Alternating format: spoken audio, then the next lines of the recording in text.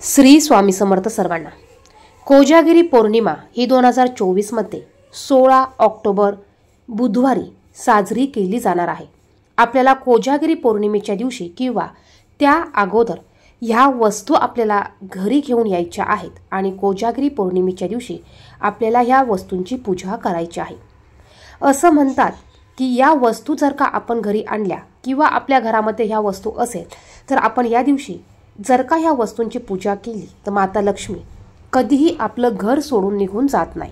माता लक्ष्मी ही चंचल आहे हे आपल्या सर्वांना माहिती आहेच आणि अशा ह्या माता लक्ष्मीला आपल्या घरामध्ये स्थिर ठेवण्यासाठी आपण ह्या वस्तू घरी घेऊन यायच्या आहे।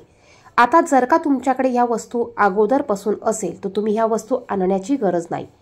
तुमच्याकडे ह्यापैकी कुठल्याही वस्तू नसतील तर तुम्ही यापैकी तुम्हाला शक्य होतील तेवढ्या वस्तू तुम्ही घरी घेऊन येऊ शकतात आणि कोजागिरी पौर्णिमेच्या दिवशी तुम्हाला या वस्तू तुमच्या पूजेमध्ये ठेवायच्या आहे। पहा, या वस्तू आपल्याला दिवाळीमध्ये देखील पूजेसाठी उपयोगी पडणार आहेत। अत्यंत महत्त्वाच्या अशा या वस्तू आहेत। यामुळे आपल्या घरात लक्ष्मी ही कायम स्वरूपात टिकून राहणार आहे। कोजागिरी पौर्णिमेच्या रात्री सर्व देवता या पृथ्वीवर भ्रमणासाठी येत असतात आणि म्हणूनच आपल्याला या दिवशी आपल्याला ह्या देवतांची पूजा आवर्जून करायची आहे। तर यामध्ये सर्वात महत्त्वाची वस्तू म्हणजे आपल्याला शक्य झाल्यास आपण माता लक्ष्मीचं चिन्ह असलेलं सिक्का, बघा चांदीचा सिक्का भेटतो माता लक्ष्मीचा, तो तुम्ही आणायचा आहे किंवा माता लक्ष्मी आणि गणपती बाप्पा यांचा सिक्का असतो, हा सिक्का आपल्याला या दिवशी घेऊन यायचा आहे। जर का तुमच्या घरात अगोदरपासनं माता लक्ष्मीचा सिक्का असेल किंवा मूर्ती असेल किंवा फोटो असेल तर तुम्ही नाही आणला तरी चालेल। लक्ष्मीचा फोटो किंवा मूर्ती आणताना तुम्हाला ती बसलेल्या स्वरूपातच आणायची आहे। जर का चुकून तुमच्याकडनं ती उभ्या स्वरूपात आणल्या गेली तर आपल्याला आर्थिक अडचणींना सामोरे जावे लागते। यासाठी कधीही तुम्ही माता लक्ष्मीचा फोटो मूर्ती आणत असाल तर ती नेहमी कमळात बसलेली आणायची आहे। यामुळे या दिवशी आपण माता लक्ष्मीची मूर्ती किंवा सिक्का किंवा कॉइन आणून त्याची पूजा आपल्याला करायची आहे। यानंतर दुसरी महत्त्वाची वस्तू म्हणजे कवडी। मग तुम्ही पिवळ्या कवड्या किंवा पांढऱ्या कवड्या या दिवशी आवर्जून घेऊन यायच्या आहे आणि ज्या ठिकाणी तुम्ही या दिवशी माता लक्ष्मी, इंद्रदेवता, चंद्रदेवता, तुम्ही कुबेर देवता यांची पूजा मांडणार आहात त्या ठिकाणी तुम्हाला या कवड्यांची देखील पूजा करायची आहे। जर का तुमच्या घरात अगोदरपासून कवड्या असतील तर तुम्ही तुमच्या घरात असलेल्या कवड्यांची पूजा करायची आहे। माता लक्ष्मीला अतिशय प्रिय असलेली म्हणजे कवडी ही माता लक्ष्मीला आकर्षित करण्याचं काम करत असते।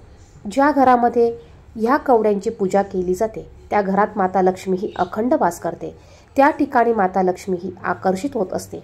इतकं महत्त्व या कवड्यांना आहे। माता लक्ष्मीची उत्पत्ती ही समुद्र मंथनातून झाली आहे, त्याचप्रमाणे कवड्यांची उत्पत्ती देखील ही समुद्र मंथनातून झालेली आहे। म्हणून माता लक्ष्मीला कवड्या ह्या अतिशय प्रिय आहे।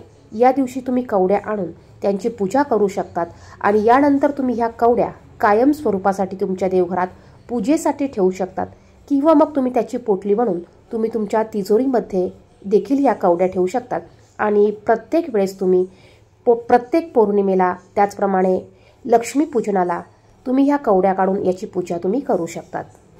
कवड्या घेताना तुम्हाला त्या 5 किंवा 7 ह्या अंकात घ्यायच्या आहे। कवड्या घरी आणल्यानंतर तुम्हाला त्या दिवशी कवड्यांवर तुम्हाला पाण्याने, दुधाने अभिषेक घालून घ्यायचा आहे। यानंतर तुम्हाला एका प्लेटमध्ये थोडेसे तांदूळ घेऊन त्यावर तुम्हाला या कवड्या पालत्या ठेवायच्या आहे आणि याची पूजा तुम्हाला करायची आहे। त्यानंतर सर्वात महत्त्वाची वस्तू म्हणजे श्रीयंत्र। पहा, ज्यांना आर्थिक चणचण असेल, कर्ज संपत नसेल, पैसा पुरत नसेल, पैसा घरात येतो पण तो टिकत नसेल, पैसा स्थिर राहण्यासाठी, माता लक्ष्मी अखंड घरात राहण्यासाठी तुम्हाला माता लक्ष्मीचं जे आसन आहे ते म्हणजे श्रीयंत्र। श्रीयंत्र जर का तुमच्या घरात नसेल तर तुम्ही सर्वांनी या कोजागिरी पौर्णिमेच्या दिवशी किंवा त्याच्या अगोदर श्रीयंत्र आणून तुम्ही त्याची स्थापना पौर्णिमेच्या दिवशी करायची आहे। बघा, अत्यंत महत्त्वाची वस्तू म्हणजे श्रीयंत्र आहे। ज्या घरात श्रीयंत्राची पूजा केली जाते, श्रीयंत्रावर कुंकुमार्चन सेवा केली जाते, त्या घरातून माता लक्ष्मी कधीच काढता पाय घेत नाही। श्रीयंत्र म्हणजे माता लक्ष्मीचं आसन आहे आणि माता लक्ष्मीचं आसन जर का आपल्या घरात असेल तर माता लक्ष्मी ही कायम स्वरूपासाठी आपल्या घरात वास करते। ज्या ठिकाणी माता लक्ष्मी असते त्या ठिकाणी श्रीहरी भगवान विष्णू देखील असतात आणि म्हणूनच आपल्याला या दिवशी श्रीयंत्र आणून त्याची स्थापना घरात करायची आहे। जर का तुमच्या घरामध्ये श्रीयंत्र अगोदरपासून असेल तर तुम्ही ज्या ठिकाणी पूजा मांडणार आहे त्या ठिकाणी तुम्हाला श्रीयंत्र ठेवायचं आहे आणि श्रीयंत्राची पूजा देखील तुम्हाला या दिवशी करायची आहे। यानंतरची वस्तू म्हणजे दक्षिणावर्ती शंख।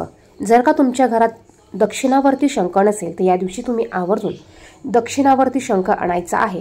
त्याला स्वच्छ पाण्याने अभिषेक घालून घ्यायचा आहे आणि एक लाल कपडा अंथरून त्यावर तुम्हाला स्टँड ठेवून त्यावर दक्षिणावर्ती शंख ठेवायचा आहे। दक्षिणावर्ती शंखाची तुम्हाला पूजा करायची आहे आणि तुम्हाला या दिवशी नमस्कार करून तुमची मी आमच्या घरात स्थापना करत आहे असं तुम्हाला बोलून त्याची तुम्हाला प्रार्थना करायची आहे। त्यानंतर या दक्षिणावर्ती शंखाचं निमुळतं टोक जे आहे ते टोक तुमच्या घरातील जी उत्तर दिशा असेल किंवा जिथे पाणी प्रवाहित होतं ती दिशा असेल त्या दिशेला करायचं आहे। याचं टोक तुम्हाला चुकूनही दक्षिण दिशेला फक्त करायचं नाहीये। ज्या घरामध्ये दक्षिणावर्ती शंख असतो त्या घरातील आर्थिक परिस्थिती ही चांगली असते। आर्थिक अडचणी घरात येत नाही। घरात नेहमी सकारात्मक ऊर्जा राहते। निगेटिव्ह ऊर्जा कमी होण्यास मदत होते। वास्तु दोष कमी होण्यास मदत होतो आणि दक्षिणावर्ती शंख हा प्रत्येकाच्या घरामध्ये असलाच पाहिजे। त्यामुळे तुम्ही या दिवशी दक्षिणावर्ती शंख आणून त्याची स्थापना करू शकतात। आता पहा, तुम्ही जर का पौर्णिमेच्या दिवशी ह्या वस्तू घ्यायला गेलात तर एखाद्या वेळेस तुम्हाला ह्या सर्व वस्तू उपलब्ध होणार नाही। यासाठी तुम्ही स्वामी समर्थांच्या केंद्रातून किंवा तुमच्या इथे जिथेही या वस्तू उपलब्ध होत असतील तिथून तुम्ही ह्या वस्तू अगोदर घरी आणून ठेवू शकतात आणि त्याची स्थापना तुम्ही पौर्णिमेच्या दिवशी करू शकतात। आता ह्या वस्तू बघा जास्त महाग नाहीये, सर्वसामान्य लोक घेऊ शकतील अशा ह्या वस्तू आहेत आणि ह्या वस्तूंचा प्रभाव किंवा ऊर्जा ही घरात खूप मोठ्या प्रमाणात आपल्याला चांगल्या गोष्टी घडून आणून देते।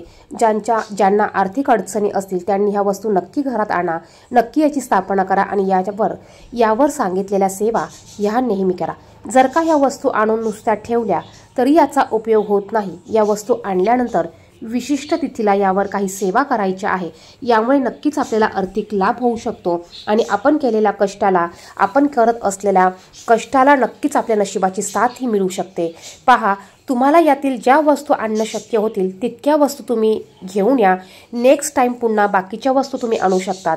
व्हिडिओमध्ये सांगितलेली माहिती आवडली तर व्हिडिओला नक्कीच लाईक करा आणि माझे व्हिडिओ पहिल्यांदा बघत असाल तर असेच माहितीची व्हिडिओ बघण्यासाठी चॅनलला सबस्क्राईब करा। कमेंट बॉक्समध्ये श्री स्वामी समर्थ नक्की लिहा। धन्यवाद।